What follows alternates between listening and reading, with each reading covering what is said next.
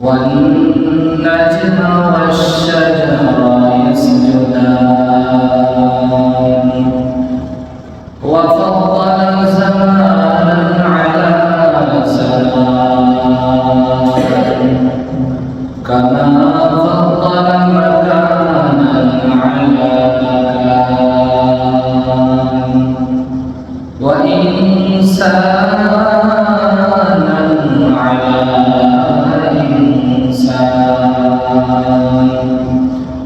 ونشهد أن لا إله إلا الله وحده لا شريك له لا ضد له ولا ند له ولا مثل له ونشهد أن سيدنا وسندنا وحبيبنا وحبيب ربنا وطبيبنا وطبيب قلوبنا ومولانا محمدا عبده ورسوله صلى الله تعالى عليه وعلى آله وأصحابه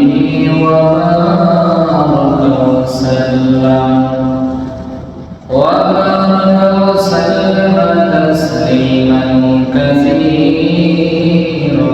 كثيرا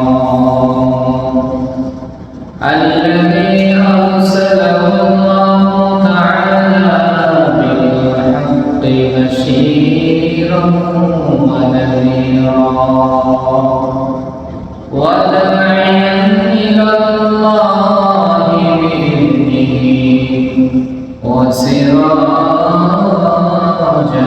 منيرا أما بعد فأعوذ بالله من الشيطان الرجيم بسم الله الرحمن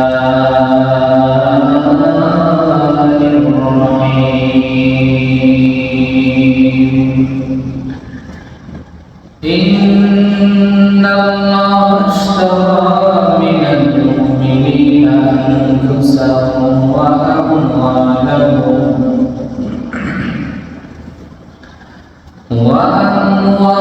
وأموالهم بأن لهم الجنة صدق الله مولانا العظيم وصدق رسوله النبي الكريم ونحن على ذلك لمن الشاهدين والشاكرين والحمد لله رب العالمين.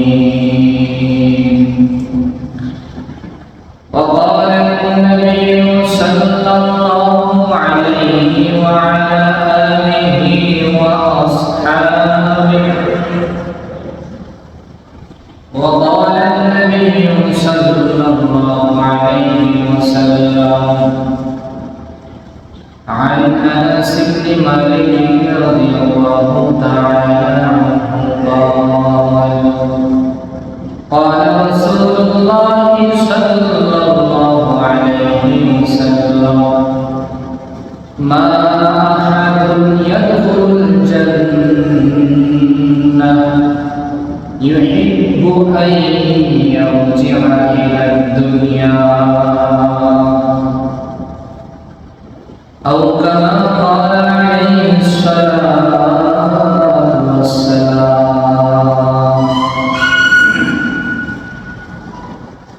فقال تعالى في شأن حبيبه ومحبوبه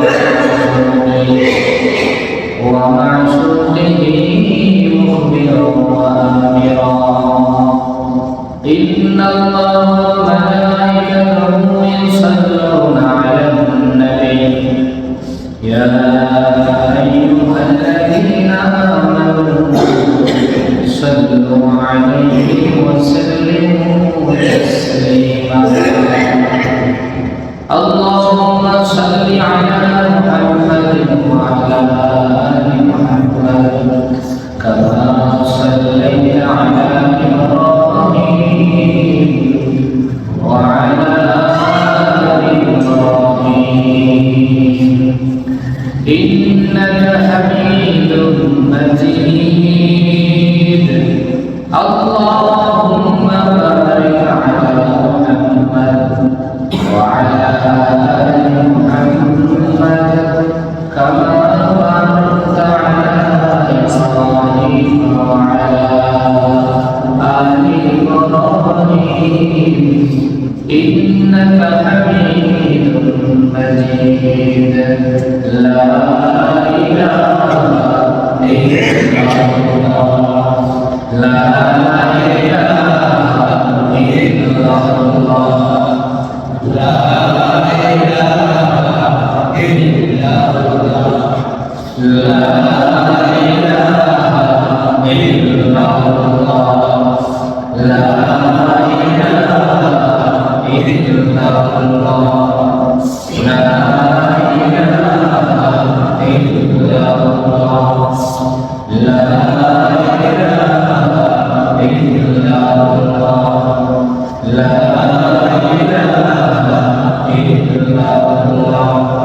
لا إله إلا الله محمد رسول الله صلى الله عليه وسلم الحمد لله معزز الكرام উপস্থিত খানে খুদা করুঙ্গি কেন্দ্রে জামে মসজিদের সম্মানিত মুসলিম کرام আল্লাহ রব্বুল ইজ্জত রব্বুল আলামিনের দরবারে অসংখ্য অগণিত শুকর যে আল্লাহ তাআলা আমাদেরকে পবিত্র জুমার সালাত আদায়ের জন্য সবার আগে মসজিদে আসার বসার তৌফিক দান করেছেন। এজন্য সে মহান নবী কারীমের দরবারে কাছে শুকর আদায় করি আলহামদুলিল্লাহ। আমরা গত জুমায় আলোচনা করেছিলাম গুনাহ ছাড়া 12টি উপায়, তার মধ্য থেকে আমরা মোটামুটি 5টি আলোচনা করেছিলাম। পঞ্চম নম্বরটি ছিল সর্বক্ষেত্রে রাসূল সাল্লাল্লাহু আলাইহি ওয়াসাল্লামের জীবন আদর্শকে বাস্তবায়ন করা। গুনাহ ছাড়া 6 নম্বর মাধ্যম হচ্ছে গুনাহ থেকে বাঁচা। 6 নম্বর উপায় হচ্ছে আযান দেওয়া। হাদিসের মধ্যে আছে কেউ যদি একাধারে আল্লাহকে রাজি খুশি করার জন্য 12 বছর আযান দিতে পারে। কয় বছর? 12 বছর। 12 বছর যদি কেউ আযান দিতে পারে ওয়াজাবাত লাহুল জান্নাহ, আল্লাহ তাআলা তার জন্য জান্নাতকে ওয়াজিব করে দেয়। সুবহানাল্লাহ। লাগাতার আল্লাহর জন্য 12 বছর আযান দিতে হবে। তাহলে আযানের মর্যাদা আছে না? হাসরের ময়দানে যারা যারা আযান দিবেন মুয়াজ্জিন দুনিয়া ছিল তাদের ঘাড়কে আল্লাহ সবার থেকে উঁচা লম্বা করে দিবেন, তারা সমান করে থাকবে। সূরা ফুসসিলাতের 33 নম্বর আয়াতের মধ্যে আছে আমান আহসানু কাওলান মিম্মান দাআ ইলাল্লাহি ওয়া আমিলা সালিহান ওয়া ক্বালা ইন্নানি মিনাল মুসলিমিন। এই আয়াতের উদ্দেশ্য দুইটা। আয়াতের অর্থ হলো আমান আহসানু কাওলান মিম্মান দাআ ইলাল্লাহ, যে ব্যক্তি আল্লাহ তাআলার দিকে মানুষকে ডাকে তার কথার চাইতে উত্তম কথা কার হইতে পারে। তো এই আয়াতের উদ্দেশ্য মুফাসসিরিনে কেরাম বলেছেন দুইটা। একটা হলো স্বয়ং এই আয়াতের উদ্দেশ্য আমাদের মুহাম্মদুর রাসূলুল্লাহ সাল্লাল্লাহু আলাইহি ওয়াসাল্লাম, আমাদের নবীর উদ্দেশ্য। আর দ্বিতীয় নম্বর উদ্দেশ্য হলো এই আয়াত দ্বারা পৃথিবীর সমস্ত মুহাজ্জিরকে উদ্দেশ্য হয়েছে। সুবহানাল্লাহ। তাইলে বোঝা যায় মুয়াজ্জিন যে আল্লাহর নাম নিয়ে আল্লাহর দিকে মানুষকে ডাকে, এই কথার চাইতে দামি কথা পৃথিবীতে আর দ্বিতীয় কোনো একটাও হইতে পারে এই হলো 6 নম্বর। 7 নম্বর গুনাহ থেকে নিজেকে বাঁচানোর যে উপায় 12টি, তার মধ্যে 7 নম্বর হচ্ছে 2 রাকাত নামাজ আদায় করা। আবু দাউদ শরীফের 1561 নম্বর হাদিস। গুনাহ হয়ে গেলে আসলে উদ্দেশ্য 2 রাকাত নামাজ পড়বে, তওবা করে আল্লাহর কাছে কান্নাকাটি করা। কারণ গুনাহ তো হয়ই, আমাদের প্রায় হয়ে যায়, হয় না? প্রায় হয়ে যায়। এজন্য আবু দাউদ শরীফের 1521 নম্বর হাদিসের মধ্যে আছে গুনাহ হয়ে গেলে 2 রাকাত নামাজ পড়া। عن أبي بكر الصديق رضي الله تعالى عنه أن رسول الله صلى الله عليه وسلم قال ما من عبد يذنب ذنبا فيغسله ثم يقوم فيصلي ركعتين ثم يستغفر الله إلا غفر الله له. আল্লাহ নবীর প্রিয় সাহাবী হযরত আবু বকর সিদ্দিক রাদিয়াল্লাহু তাআলা আনহু থেকে হাদিসটি বর্ণিত। নবীজি সাল্লাল্লাহু আলাইহি ওয়াসাল্লাম বলেন, মা মিন আবদিন ইউযনিবু যানবান, এমন কোন বান্দা নাই যার কোনো গুনাহ হয় না, কিন্তু গুনাহ হওয়ার পরে ফায়ুহসিনু তুহুরা, লোকটা সুন্দরভাবে পবিত্র হইতে চায়। সুম্মা ইয়াকুমু, এরপরে সে দাঁড়িয়ে যায় নামাজের উদ্দেশ্যে। ফায়ুসাল্লি রাকাতাইন, এরপর সে 2 রাকাত নামাজ আদায় করে। সুম্মা ইয়াস্তাগফিরুল্লাহ, এরপর আল্লাহ তাআলার কাছে ক্ষমা চায়। ইল্লা গাফারাল্লাহু লাহু, মানে আল্লাহ তাআলা তার সমস্ত গুনাহকে ক্ষমা করে দেয়। সুবহানাল্লাহ। এই 7 নম্বর গুনাহ থেকে বাঁচার উপায় হলো, গুনাহ হয়ে গেছে সাথে সাথে নামাজে দাঁড়িয়ে যাবে। নামাজ পড়ার পর আল্লাহ তাআলার কাছে তওবা ইস্তেগফার করবেন, আল্লাহ আপনার গুনাহ ক্ষমা করে দেবেন। 8 নম্বর গুনাহ থেকে বাঁচার যে উপায়, 8 নম্বর উপায় হলো বুখারী শরীফের 526 নম্বর হাদিসের মধ্যে আছে, এক ব্যক্তি নবীর কাছে আসে, আসার পর বলছে, হুজুর আমার গুনাহ হয়ে গেছে, আমি এখন কি করব? তো এমন সময় সূরা হুদের 144 নম্বর আয়াত নাযিল হয়েছে, ওয়া আকিমিস সালাতা তারাফাইন নাহার যুলাফান মিনাল লাইল ওয়া যুলাফান মিনাল লাইল ইন্নাল হাসানাতি ইউযহিবুনাস সাইয়্যাত। আল্লাহ তাআলা বলেন সূরা হুদের 114 নম্বর আয়াতের মধ্যে যে ওয়া আকিমিস সালাতা তারাফাইন নাহার, তোমরা নামাজ কায়েম করো দিনের কিছু অংশের ভিতরে, ওয়া যুলাফান মিনাল লাইল, এবং রাতের কিছু অংশের ভিতরে।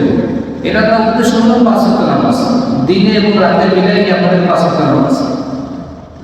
ইন্নাল হাসানাতি ইউযহিবুনাস সাইয়্যাত, নিশ্চয়ই নেক আমল যেটা আছে, এই নেক আমল সমস্ত বদিকে একেবারে মিটিয়ে দেয়। সুবহানাল্লাহ। তো নবীজি বললেন ওই ব্যক্তিকে, যে ব্যক্তি আয়েশা বলতেছে, ইয়া রাসূলুল্লাহ আমার গুনাহ হয়ে গেছে, তখন রাসূল বলছিলেন যে তুমি 5 ওয়াক্ত নামাজ পড়ো, আল্লাহ তাআলা তোমার জীবনের সকল গুনাহগুলোকে ক্ষমা করে দিবেন। সুবহানাল্লাহ। 9 নম্বর জামাতের সাথে নামাজ আদায় করা। 8 নম্বরে গেছে 5 ওয়াক্ত নামাজ পড়া, নামাজ 5 ওয়াক্ত করতে হবে, কম করা যাবে না। আর 9 নম্বরে আছে নামাজগুলো জামাতের সাথে আদায় করা। আল্লাহ রাসূল সাল্লাল্লাহু আলাইহি ওয়াসাল্লাম সহিহ মুসলিম শরীফের বর্ণনা, এরকম একজন সাহাবা রাসূলের কাছে আসে, আয়েশা বলেন, হুজুর আমার বিচার করেন। ওই লোকটা বলছে, হুজুর আমার বিচার করেন, আমি বড় গুনাহ করে ফেলেছি। নবী সাল্লাল্লাহু আলাইহি ওয়াসাল্লাম ইতিমধ্যে দেখলেন জামাতের সময় হয়ে গেছে, জামাতে দাঁড়িয়ে গেছে। তো নামাজ শেষ হওয়ার পর, জামাত শেষ হওয়ার পর ওই লোকটা আবার পুনরায় বলতেছে, ইয়া রাসূলুল্লাহ আমার বিচার করেন, আমার দ্বারা বড় গুনাহ হয়ে গেছে। রাসূল তাকে বলেন, তুমি কি আমাদের সাথে জামাতে নামাজ পড়বে? বলছে, হ্যাঁ পড়েছি। জামাতে নামাজ পড়ার কারণে আল্লাহ তাআলা তোমার সেই গুনাহকে ক্ষমা করে দিয়েছে। তাইলে জামাতে নামাজ পড়ার ফজিলত, এটা নিয়ে একটা ভিন্ন আলোচনা আছে, জামাতের অধ্যায় নিয়ে একসময় আলোচনা করবেন। শুধু এতটুকু বললাম, জামাতে নামাজ গুনাহ করলে আল্লাহ তাআলা গুনাহ সমূহ টেনে। 10 নম্বর, যদি কখনো একটা গুনাহ শয়তানের ধোঁকায় হয়েই যায়, সাথে সাথে আবার একটা নেকি করে ফেলা।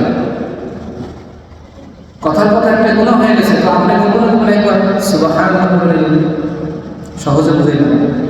গোপনে একটা গুনাহ হচ্ছে, গোপনে ইবাদত করবেন। প্রকাশ্যে গুনাহ হচ্ছে, প্রকাশ্যে ইবাদত করা, এটা বান্দার জন্য এক প্রকার শাস্তি হয়ে দুনিয়াতে। হাসান মাত্রা আল্লাহ মাফ করে দেবেন। তাহলে 10 নম্বরে পাওয়া যায় একটা গুনাহ হয়ে গেলে সঙ্গে সঙ্গে আরেকটা নেকি করে ফেলা। তিরমিজি শরীফের একটি হাদিসের মধ্যে আছে, قال رسول الله صلى الله عليه وسلم اتبع السيئة الحسنة تمحها। যখন একটা গুনাহের সাথে একটা নেকি করে ফেলে, তার সাথে সাথে তামহুহা, তার ওই গুনার বদলা হিসাবে এই নেকিটাকে আল্লাহ তাআলা পরিপূর্ণ করে তার গুনাহকে মিটিয়ে দেন। সুবহানাল্লাহ। তার গুনাহ থাকে না বলে কথা। অতএব আমাদের দ্বারা যদি কখনো গুনাহ হয়ে যায়, তা আমাদের করণীয় কি? আমরা গুনাহ সাথে সাথে একটা নেকি করব। একটা গুনাহ হয়েছে, সাথে সাথে একটা নেকি করে ফেলব। আল্লাহ আমাদের সবাইকে তৌফিক দান করেন, বলেন আমিন। গুনাহ মেটানোর 11 নম্বর উপায় জিকিরের মজলিসে বসা। যেখানে জিকির হয় ওই জিকিরের মজলিসে বসা। হাদিসের মধ্যে আছে, قال رسول الله صلى الله عليه وسلم لا يكون قوم يذكرون إلا حفتهم الملائكة غاشيتهم الرحمة ونزلت عليهم السكينة وذكرهم الله في من عنده। আল্লাহ নবী বলেন, যে জায়গার মধ্যে জিকির করা হয়, আল্লাহ নামের জিকির করা হয়, ওই জায়গাটা, পুরো জায়গাটা ফেরেশতারা বেষ্টনী করে ফেলে। রহমতের ফেরেশতারা বেষ্টনী করতে করতে আসমান পর্যন্ত গিয়ে ওঠে। আল্লাহ তাআলা জামের সাথে তারপর জিজ্ঞাসা করে, ফেরেশতা তোমরা এখানে বলে না ভাই, এদেরকে এরকম বেলবেল দিয়ে দাঁড়িয়ে আছে কেন? আল্লাহ তাআলার কথার উত্তরে ফেরেশতারা বলে, আল্লাহ এখানে আপনার বান্দারা জিকির করতেছে। বলেন যে জিকির করনে ওয়ালা মজলিস যারা আছে সবাইকে আমি আল্লাহ ক্ষমা করে দিলাম। সুবহানাল্লাহ। শুধু তাই না, ফেরেশতারা বলে, আল্লাহ এখানে এমন এক ব্যক্তি আছে যে জিকির করার উদ্দেশ্যে আসে না, এমনিতে আসছে না। কয় এই মজলিসটা এত দামি, এমনিতেও আসলে এই মজলিসে বসার কারণে আমি আল্লাহ তাকেও ক্ষমা করে দিলাম। সুবহানাল্লাহ। এই গেছে 11 নম্বর। গুনাহ থেকে বাঁচার 12 নম্বর উপায় জিকির করা। 11 নম্বর গেল কি? জিকিরের মজলিসে বসা।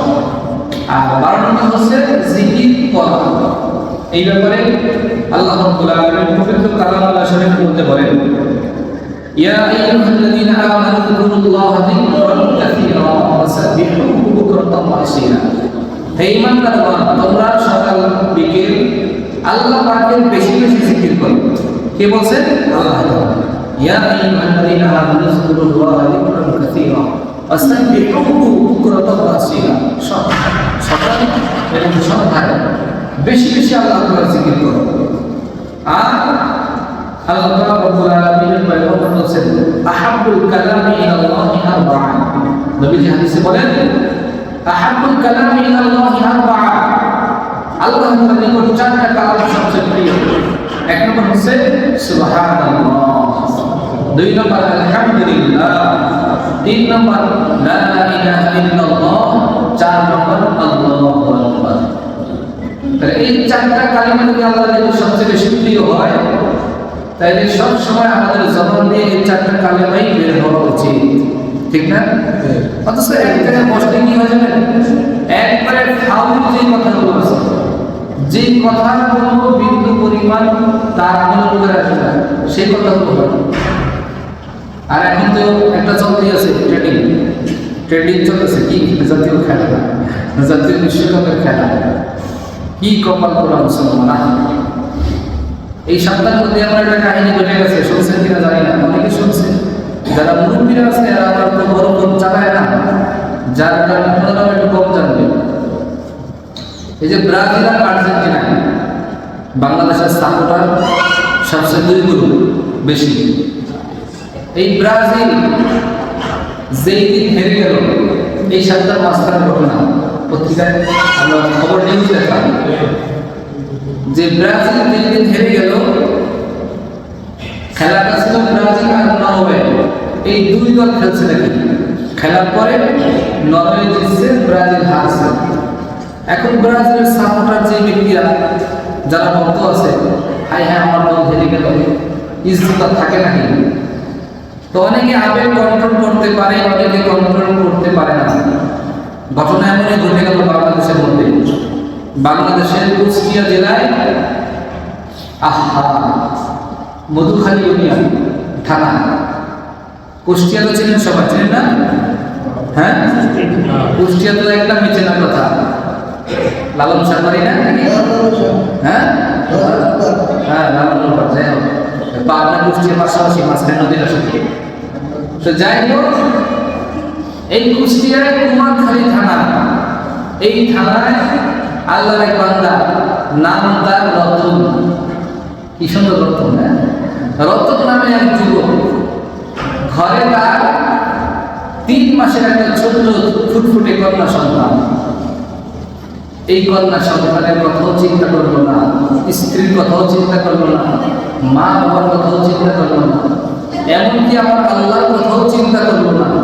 সব বাদ দিয়ে ঘরের মারার সাথে রশি ঝুলাইয়া ওই ব্রাজিল হারছে, এই কারণে ফাঁসি দিয়ে মারা গেছে। সুবহানাল্লাহ, সুবহানাল্লাহ বলেন না? চিন্তা করেন, সবাই কাছে সুবহানাল্লাহ গেছে। কি সুবহানাল্লাহ খাইতেছে নাকি? কি আসবো? নাউযুবিল্লাহ। যদি কেউ বিষ খেয়ে মারা যায়, ফাঁসি দিয়ে মারা যায়, এই লোকটা ইসলাম বলে, ইসলামের নীতিমালা, ইসলাম বলে এই লোক যত বড় প্রভাবশালী হোক না কেন, যত বড় টাকাওয়ালা হোক না কেন, এর জানাজা কোনো ইমাম সাহেব যেন না পড়ে, এর জানাজা যেন কোনো ইমাম সাহেব যেন না পড়ায়। ফাঁসি দিয়ে যে মারা গেল, যে বিষ খেয়ে মারা গেল, কারণ এই জীবনটা দিয়েছেন কে?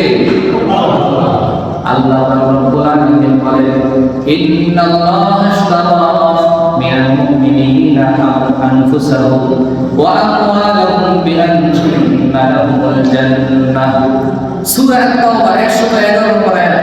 খুব খেয়াল করবেন, এই লোকটা যে মারা গেল, তাকে না কিছু কথা কোরআন থেকে বলবো, হাদিস থেকে, যে কেউ যদি মারা যায়, তার ঠিকানা কোথায়, আর মরতে হইলেই কি বলে মরা যাবে। যদি কেউ মরতেই চায় মাত্র, তাহলে মরার একটা পথই তার জন্য আছে, সেটা হলো কি? ফি সাবিলিল্লাহ, আল্লাহর রাস্তায় জিহাদ করো। জিহাদের রাস্তায় মৃত্যু হইলে এই মৃত্যু হলে ফাজাইল আছে, বলবো ইনশাআল্লাহ। আর এমনিতে যদি কেউ আত্মহত্যা, সুইসাইড করে, এই মৃত্যুর জন্য ঠিকানা কোথায়? বিনা হিসাবে জাহান্নাম। তো সূরা নাম্বার 111 নম্বর আয়াতে আল্লাহ জানাতেছেন, ইন্নাল্লাহা আশতারা মিনাল মুমিনিনা আনফুসাহুম ওয়া আমওয়ালাহুম বিআন্না লাহুমুল জান্নাহ। আল্লাহ তাআলা বলে, বান্দা, আমি আল্লাহ তোমার জান মাল এই দুইটা জান্নাতের বিনিময়ে কিনে নিয়েছি। সুবহানাল্লাহ। তোমার জান, তোমার মাল, এই দুইটা জিনিস আমি আল্লাহ তাআলা জান্নাতের বিনিময়ে কিনে নিয়েছি। তাই তুমি এই জান মাল আমার জন্য ব্যতীত, পৃথিবীর কোনো দলের জন্য, কোনো নেতার জন্য, পৃথিবীর কোনো মানুষের জন্য এই জান মাল বিলীন করার মতো দুঃসাহস দেখাতে পারবে না। পারবে? আল্লাহ বলেন, একমাত্র আমার জান্নাতের জন্য কিনলাম, তাহলে আমার জন্য দিতে হবে। এখন যে যুবক রতন নামে দুনিয়া থেকে শহীদ হয়ে গেছে, শহীদ নাকি না, দুনিয়া থেকে বিদায় নিয়ে আত্মহত্যা করে, এই দুনিয়ার মায়া ত্যাগ করে, আর তার দলের জন্য একটা বিশাল আবেগময় জিনিস উপহার দেয়া গেল। জিনিসটা কি খুব ভালোবাসে নাকি? এই যুবকটা এখন তো অন্ধকার কবরে, এখন দেখতেছে যারা আত্মহত্যা করে দুনিয়া থেকে বিদায় হয়, কবরের ভিতরে তার আযাব শুরু হয়ে যায়। আল্লাহ পাক রব্বুল আলামিন হাদিসের মধ্যে আমার নবীর মাধ্যমে জানিয়ে দেয়, আফরিসু মিনান নারি ওয়া আলবিসুহু মিনান নার।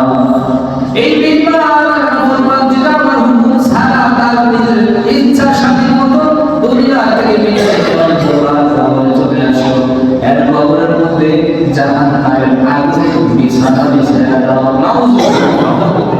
ওয়া আফরিসু মিনান নার, তার গায়ের ভিতরে, ওয়া আলবিসুহু মিনান নার, তার গায়ের ভিতরে জাহান্নাম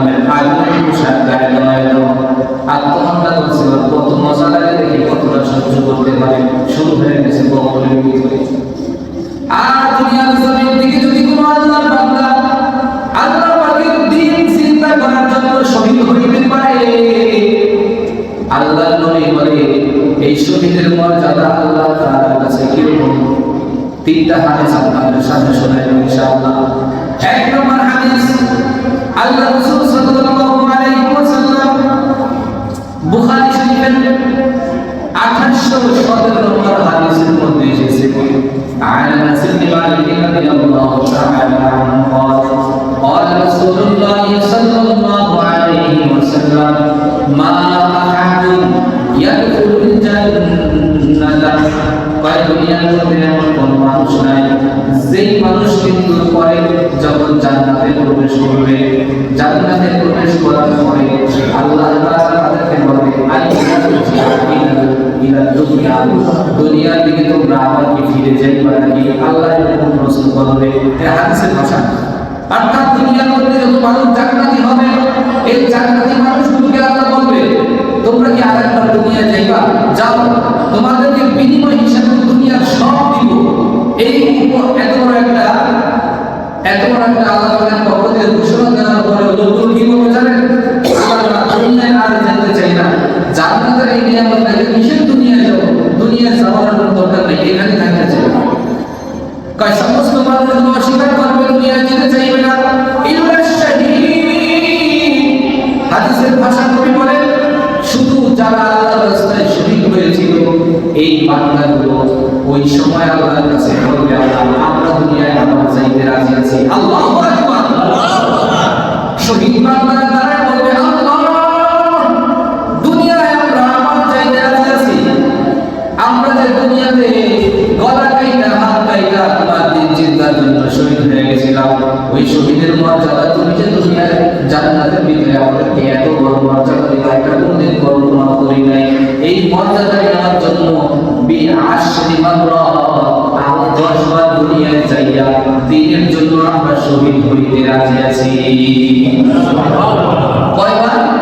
আরো 10 বার ওই শহীদ হইতে রাজি। কারণ সে যখন জান্নাতে দেখছে যে শহীদের মর্যাদা এত পরিমাণ, এত রূপ, এত সুন্দর ফার্নিচার, এত সুন্দর বালাখানা, এত সুন্দর ডেকোরেশন, দেখা পাগল হয়ে গেছে। আল্লাহ শহীদের মর্যাদা এত বেশি, আমি আবার যাইতে চাই, আমারে আরো 10 বার সুযোগ দেন, আমি 10 বার এই দ্বীনের জন্য শহীদ হইতে চাই। সুবহানাল্লাহ। সূরা বাকারার 154 নম্বর আয়াত, আল্লাহ রাব্বুল আলামিন বলেন ওয়ালা তাকুলু লিমান ইয়াকতালু ফি সাবিলিল্লাহি আমওয়াত বাল আহইয়াউ ওয়ালাকিন লা তাশউরুন। আল্লাহ বলে যারা আমার রাস্তায় শহীদ হয়ে গেছে, সাবধান দুনিয়ার মানুষ, তাদেরকে তোমরা কখনো মৃত বলবো না। বাল আহইয়াউ, তারা হলো জীবিত, ওয়ালাকিন লা তাশউরুন, তোমরা বুঝো না তারা যে জীবিত আছে। সুবহানাল্লাহ। ভিন্ন আরেকটা আয়াত আল্লাহ আরেকটু সুন্দর করে বলেন, সূরা আলে ইমরান আয়াত নম্বর 169, ওয়ালা তাহসাবান্নাল্লাযীনা কুতিলু ফি সাবিলিল্লাহ। আল্লাহ বলে সাবধান, যারা আমার রাস্তায় শহীদ হয়ে গেছে তাদেরকে তোমরা কখনো মৃত বলে ধারণা করবা না। সুবহানাল্লাহ। আরেকটা বলছে বলবা না, এখন কয় মৃত বলে কখনো ধারণাও করবা না। কারণটা কি? বলে বাল আহইয়াউন ইনদা রাব্বিহিম ইউরযাকুন, বরং তারা জীবিত এবং কবরে শুয়ে শুয়ে আল্লাহর পক্ষ থেকে জান্নাতি সমস্ত রিজিকগুলো তাদের কাছে থাকে।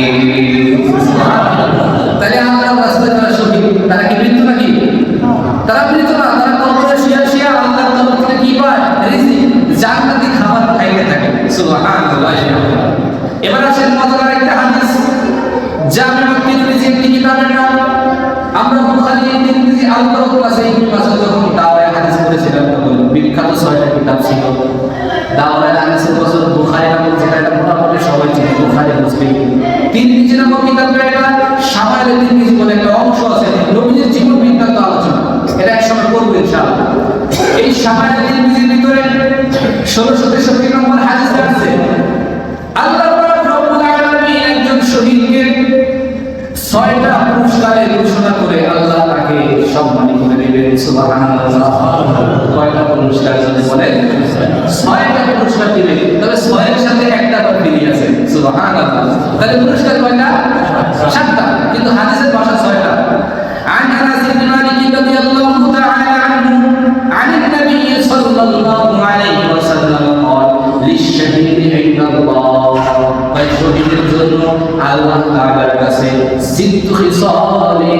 6টা বকশিশ আছে, 6টা উপহার আছে। সুবহানাল্লাহ। আল্লাহ তুমি শহীদ হিসেবে আমাদেরকে কবুল করে বলেন আমিন। বকশিশের আগে আল্লাহর কাছে চাইতেছি। যদি হাদিসের মধ্যে আছে যারা শহীদ হওয়ার জন্য আল্লাহর কাছে দোয়া করে সব সময়, তো আল্লাহ তাআলা তাকে সে ঘরেও মারা যায়, আল্লাহ তাকে শহীদের মর্যাদা দান করে দিবেন।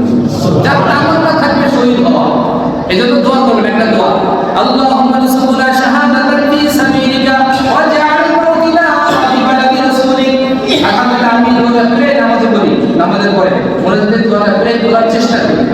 এই দোয়াটা যারা আরবিতে না পারেন বাংলাতে তো বলবেন কি, আল্লাহুম্মা রসুলুল্লাহ শাহাদাতান ফি সাবিলিক। আয় আল্লাহ আমি আপনার রাস্তায় শহীদের মৃত্যু চাই, এটা বাংলা। আয় আল্লাহ আমি আপনার রাস্তায় শহীদের মৃত্যু চাই। ওয়াজআল মাউতিনা ফি বালাদি রাসূলিক। আর আমার মরণ যদি দেন, শহীদ মৃত্যু যদি না দেন, যদি স্বাভাবিক মরণ দেন, মরণটা যেন নবীর শহরে হয়। সুবহানাল্লাহ। নবীর শহর মদিনা, ঠিক না? তো যাই হোক 6টা আমি ঠিক আছে ওদিকে যাব না। 6টা পুরস্কার শহীদের জন্য। 1 নম্বর পুরস্কার আল্লাহ নবী জানায় দেয়, ইউগফার লাহু ফি আউয়ালি দাফআতিন মিন দামি। দুনিয়ার জমিনে যে দিন সে শহীদের জন্য একটা তরবারির আঘাত খাইছে, তরবারির আঘাত অথবা বুলেটের আঘাতে দুনিয়া মারা গিয়েছিল, ওই বুলেটটা ঢোকার সাথে সাথে প্রথম রক্তের ফোঁটাটা জমিনে যখন পড়ছে, জমিনে পড়ার সাথে সাথে আল্লাহ তাআলা তার সকল গুনাহগুলো ক্ষমা করে দিয়েছে। সুবহানাল্লাহ। এই 1 নম্বর পুরস্কার। 2 নম্বর পুরস্কার, ওয়া ইয়ামাদাতু মিনাল জান্নাহ। জান্নাতে তো বান্দাকে আল্লাহ দিবেই, কিন্তু জান্নাতে যাওয়ার পরে আল্লাহ তাআলা তার মাকাম, তার স্থান আগের থেকে শুধু উঠাইতে থাকবে। সে তাকায় দেখবে কথাগুলো যদি তার ঠিকানাটা প্রথম 5 তলা হয়ে থাকে, সে কয়েকদিন পর 10 তলায়, 15 তলায়, 20 তলায় উঠতে শহীদের মর্যাদা আল্লাহ অনেক উপরে উঠে পড়ে। সুবহানাল্লাহ। এই হলো 2 নম্বর। 3 নম্বর পুরস্কার, ওয়ায়ুজারু মিন আযাবিল কবর। এইটা বড় কঠিন। ওয়ায়ুজারু আযাবিল কবর। আল্লাহর রাসূল বলে যত মানুষ কবরে যাবে, একেবারে দুনিয়ার লাস্টেও যে মানুষটা মারা যাবে, এরপরে আর কেউ দুনিয়া থেকে বিদায় হয় না, এই লোকটা দুনিয়া থেকে যাওয়ার পর কবরে থাকবে 40 বছর। কয় বছর? 40 বছর। 40 বছর পর্যন্ত কবরে থাকবে। একবারে দুনিয়ার লাস্টের লোকটা যে মারা গেছে, এই 40 বছর বলে কবরে থাকার পরে আল্লাহ রাব্বুল আলামিনের পক্ষ থেকে যদি বান্দার ফয়সালা আল্লাহ না করেন জাহান্নাম হয়ে যাবে, তাহলে 40 বছর ফ্রি টক টাইম জাহান্নামের আযাব ভোগ করবে। আর যদি আলহামদুলিল্লাহ তার আমল ভালো হয়, 40 বছর ফ্রি জান্নাতে যাওয়ার আগে এই 40 বছর ফ্রি জান্নাতের নিয়ামত ভোগ করবে। তো আল্লাহ রাসূল বলেন 3 নম্বর পুরস্কার হলো ওয়ায়ুজারু মিন আযাবিল কবরি। এই লোকটাকে যখন কবরে রাখা হবে, কবরের যত প্রকার আযাব হইতে পারে সকল প্রকার আযাব থেকে আল্লাহ তাআলা তাকে পরিপূর্ণ হেফাজত করে দিবে। সুবহানাল্লাহ।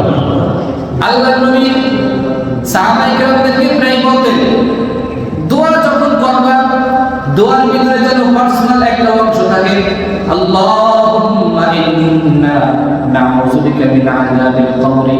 আয় আল্লাহ, আপনার কাছে কবরের আযাব থেকে আমরা পানাহ চাই, কারণ কবর প্রথম ঘাটি যদি কেউ আটকে যায়, সামনের ঘাটিগুলো তার জন্য কঠিন হয়ে যাবে। ওসমান রাদিয়াল্লাহু তাআলা কবর যখন দেখতেন, বলে ছোট বাচ্চারা যেভাবে ফোফায়া কান্না করে, ওসমান রাদিয়াল্লাহু তাআলা এইভাবে ফোফায়া কান্না করে। কেউ এসে জিজ্ঞাসা করে, এ ভাই ওসমান, আপনি একটা কবর দেখলে যেভাবে ফোফায়া কান্না করে, আপনাকে তো জাহান্নামের বয়ান শুনলেও এতটা ভয়ঙ্কর হবে কান্নার মধ্যে কখনো দেখি নাই, এইভাবে আপনি কেন কান্না করেন? ওসমান বলে, ভাই আমি যদিও নবীর থেকে জান্নাতের টিকিট কাটতে একজন সাহাবা, কিন্তু হাসরের ময়দানে আমি ওসমানকেও যদি আল্লাহ কোনো না কোনো এক কারণে ধৈর্যই বসে, আমার পার পাওয়ার সুযোগ নাই। আমি চিন্তা করতেছি নবীর এই হাদিসের কথা, নবী বলছে কবর প্রথম ঘাটি, এই ঘাটিতে যে আটকে যাবে তার সামনের ঘাটিগুলো কঠিন হয়ে যাবে। কঠিন মানে ওগুলো দোয়া করবে, আর যে এই ঘাটিতে ছুটিয়া যাবে সামনের সব ঘাটিগুলো আল্লাহ তার জন্য সহজ করে দিবে। এই কারণে আমি কবর দেখে কান্না করি। সুবহানাল্লাহ। আজকে আমরা কবরের পাশে দেখবেন ড্যাক্সেট বাজায় যুবকরা আছে, ড্যাক্সেট বাজায় এই বাড়িতে সময় কোরবানি দিতে বাড়িতে গেলাম, যাওয়ার পরে আমার এক স্বাস্থ্য ভাই শ্বশুরবাড়ি বাড়িতে গেছে, একটা গোলা দিলাম মোটরসাইকেল দিয়ে আবার এসে আছে। তো যাওয়ার পর দেখি কবরস্থান এর পাশে এমনভাবে বিএড ট্যাক্সি বাজাইতেছে, অথচ যার কবর উনি লাড়ির চেয়ারম্যান ছিল বিএনপি। তো এখন আমরা কয়েকজন হাসতেছে, বলতেছি কি করে গেল চেয়ারম্যান সাহেব, তোমার বাড়ির পাশে তোমার আপনজনরা বাজাইতেছে, এখন বাধা দেওয়ার মতন একটা লোক তৈরি করে যেতে বলবেন যে তুমি না কোন পর্যায়ে রেখে গেলাম। যুবকরা একদিকে কবর, আরেকদিকে ওই গোলটাকে আগে বিশাল করে চিল্লানি দেয়, ঠিক না? এই কয়েকজন মুসলিম আমার কাছে বললো, হুজুর একটু দোয়া করে, এই এখানে নাকি খেলাম আছে, কি আছে জানি না, কেন আছে কি করে, এমন ভাবে সারা রাত খেলা দেখে বলে চিল্লানি দেয়। পাশের মানুষ, বাচ্চারা ঘুমায়, বুড়ারা ঘুমায়, এমনি মানুষ ঘুমায়, তাদের ঘুমের সমস্যা হয়। কি জবাব দিবে হাসরের ময়দানে? আল্লাহ একটা বান্দার ব্যাপারে আপনাকে জিজ্ঞাসা করে যে আমার এই বান্দার ক্ষতি তুমি কেন করছো, আর কিচ্ছু না। আপনি জবাবটা কি দিবেন? যে আমি তো অমুক দলের খেলা দিয়েছিলাম, পায়ে যান, ঠিক না? জান্নাতে ঠিক আল্লাহ জাতিকে হেদায়েত দান করেন বলে না, আমি এগুলো থেকে বানায় না হয় যুব সমাজকে এই খারাপের দিকে নিয়ে না। এই খেলাধুলা আল্লাহ তাআলা ভিন্ন একটা আয়াতের মধ্যে বলছেন যে আমি দুনিয়াকে খেলা তামাশার জন্য বানাই নাই, দুনিয়াটা ভোগ বিলাসের জন্য বানাই নাই। এই দুনিয়া বানানোর পিছনে কারণ আছে। ওয়া খালাকুল জিন্না ওয়াল ইনসা ইল্লা লিয়াবুদুন, মানুষ আর জিন বানাইছে একমাত্র ইবাদত করার জন্য। তো দুনিয়ায় আসছে তো ইবাদত করবে, আপনি কি করতেছেন? আরো 10 জনকে নিজে খারাপ হয়েছে, আরো 10 জনকে খারাপ বানাইতেছে। আবার আরেক কথা আছে, যুব সমাজকেই দেয়, কি বলে, লিড দেয়। কিসের জন্য? ডইলা খাবি, ডাইনা খাবি, যেগুলো মুসা এমনি খাবি, নিষেধ নাই, জ্বালানি আমি দিব, থানার থেকে পারমিশন চাপ দেবো, ধরুন নিষেধ না করলে দিচ্ছে। আছে না নাই? কথা বলে আছে না নাই? এই দায়িত্বশীল ভাইদেরকে বলবো, একটা আয়াত শুনেন, ইয়াউমা নাদউ কুল্লা উনাসিন বিইমামিহিম। আল্লাহ পাক হাসরের ময়দানে প্রত্যেকটা ইমাম অর্থাৎ নেতা, সবাই যেটা ভালো করে জানেন মাশাআল্লাহ, এর আগে আমার ইমামকে খুব ভালোবাসে, ঠিক না? মাশাআল্লাহ, আমি খুব খুশি। ইমাম মানে কি? কথা বলেন, ইমাম মানে কি? নেতা। ইয়াউমা নাদউ কুল্লা উনাসিন বিইমামিহিম। আল্লাহ বলে হাসরের ময়দানে সমস্ত নেতাদেরকে ডাকা হবে, নেতাদেরকে ডাকা হবে, আর নেতার গোষ্ঠী যারা আছে, তার অনুসারী যারা আছে, তাদেরকেও ডাকা হবে। তুমি কোন নেতার অনুসারী ছিলা বলো? তখন সে বলবে আমি তো অমুক নেতার, নাম নেওয়ার দরকার নেই, অমুক নেতা ছিলাম। আচ্ছা, তোমার নেতার হিস্ট্রি একটু ভাইটা নেই, নেতার এবার আমার নাম বার করবে। আউদি আল কিতাব, সূরা কাহফে বলুন, আউদি আল কিতাব ফাতারাল মুজলিমিনা মুশফিকিনা মিম্মা ফিহি ওয়া ইয়াকুলুনা ইয়া ওয়াইলাতানা মা লিহাযাল কিতাব লা ইউগাদিরু সাগীরাতাও ওয়ালা কাবীরাতান ইল্লা আহসাহা। পুরা নেতার আমলনামাটা যখন খুইলা দিলেন, খোলার পরে নেতাকে বলবে একটু দেখো তো, ইকরা কিতাবাকা কাফা বিনাফসিকা আল-ইয়াওমা আলাইকা হাসিবা। আজকে তোর নেক আমল তুই পড়ার জন্য যথেষ্ট, তুই পড়া পড়া শুনে। ও পড়বে আর বলবে আমি গাজার লিড দিছিলাম, নিজে বলবে সব, আমি সুদের লিড দিছিলাম, আমি যুব সমাজকে খারাপ বানাইছিলাম, আমি মদের বোতল হাতে ধরায় নিয়েছিলাম, আমার ক্ষমতা ছিল, ক্ষমতাটাকে আমি ভিন্নভাবে প্রয়োগ করেছিলাম, সব নিজে নিজে বলবে। আল্লাহ বলবে এবার তুই আমার দেখ ভালো করে সব ঠিক আছে কিনা। যখন দেখবে আর বলবে হায় আফসোস, ওয়া ইয়াকুলুনা ইয়া ওয়াইলাতানা মা লিহাযাল কিতাব। কাঁদবে আর বলবে হায় হায়, এইটা কেমন একটা কিতাব, মানে বলিয়ম কাছে সাজানো লেখা, এইটা কেমন একটা আমলনামা, কেমন বলিয়ম, লা ইউগাদিরু সাগীরাতাও ওয়ালা কাবীরাতান ইল্লা আহসাহা। যে আমলনামার ভিতরে আমার জীবনের ছোট থেকে ছোট একটা গুনাহ ছাড়া হয় না, বড়টা তো ছাড়ার প্রশ্নই আসে না। সব গুনাহগুলো ওই জায়গায় পুঙ্খানুপুঙ্খভাবে লেখা আছে, দেখা আমার না আটকে যাইবে। এবার নিজে একদিকে স্বীকার করলো, আর একদিকে দেখছে। এখন আর দলিল কোনো দরকার আছে? কথা বলছেন, আর কোনো দলিলের দরকার আছে? এর কোনো দলিল আছে? আরো এই চামড়া আছে না, চামড়া, নিজের চামড়া, এটা আরেকদিন বলবে, এটা আজকে খা, আজকে যদি সময় নেই। নিজের চামড়া, নিজের শরীর, প্রতিটা বিষয়। আজকে দেহ বিজ্ঞানী বলে একজন মানুষের দেহের ভিতরে ৯৭৬৮টা চামড়া আছে। কয়টা? ৯৭৬৮টা চামড়ার স্তর একটা মানুষের দেহের মধ্যে। এই ৯৭৬৮টা চামড়া আবার আরেকজনের সাথে মিলাইবেন, তার সাথে মিলবে না, তারটা আলাদা সিস্টেমের। ঠিকই ৯৭৬৮টার মধ্যে আছে, কিন্তু তারটা আলাদা। এরকম প্রতিটা মানুষকে আলাদা আলাদা চামড়া দিচ্ছে, প্রতিটা চামড়া হাসরের ময়দানে তার বিরুদ্ধে সাক্ষী। চামড়া বলবে আমার এগুলো, হ্যাঁ পারবো শুধু। এই জন্য মেরে ভাই, আমরা 2 জমা যাবত আলোচনা করেছিলাম